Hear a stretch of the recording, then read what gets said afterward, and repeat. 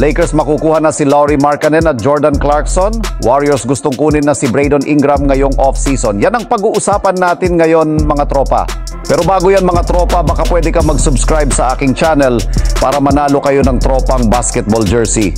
Maraming salamat mga tropa. Let's go!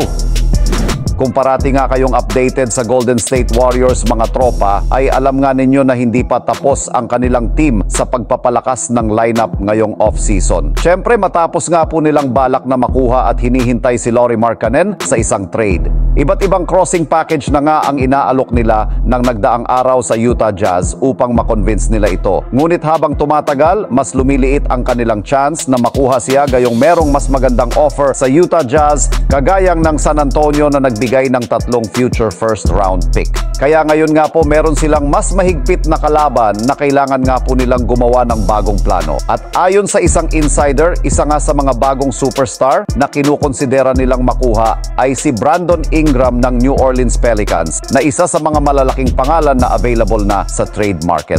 Si Ingram nga ay nag-a-average last season ng 20.8 points, 5.1 rebounds, 5.7 assists na may 49.2 field goals. Marami nga din ang nagsasabi na mas fit nga daw si Ingram sa Warriors at kung mangyari nga daw ito, tiyak na isang contender team ang Warriors next season.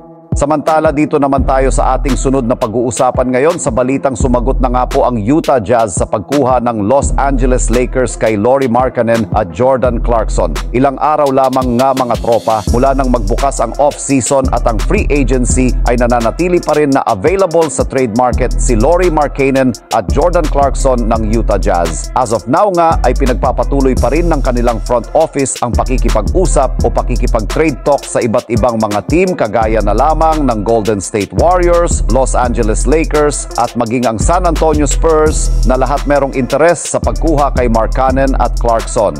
Subalit kahit man na hindi pa rin sigurado kung saan ito mapapapunta ngayong off-season, ay nagkakaroon na rin naman nga ang Utah Jazz ng idea kung saan team nila itong ititrade. Since ayon nga sa lumabas na balita, meron nang ang isang team ang nag-offer na sa kanila ng hinihiling nila na 3 future first round pick at iyan nga ay ang San Antonio Spurs. Yes mga tropa, as of now nga ay hindi pa afford ng Lakers na magbigay sa Jazz ng 3 future first round pick kapalit si Markkanen since ang kaya lamang nga nilang i-offer dito ay mga manlalaro at isang first round kick. Kaya mukhang mahihirapan nga dito si Rob Pelinka habang kay kabayan Jordan Clarkson. Ay posible nga po nila itong makuha kapalit si Rui Hachimura at Gabe Vincent at isang second round pick. Kaya mas posible pa nga na makuha ng Lakers si Clarkson kaysa dito kay Lauri Markkanen. Anong masasabi nyo dito mga tropa? Dapat bang kunin ng Lakers si Clarkson? Pakikomento naman sa ating comment section.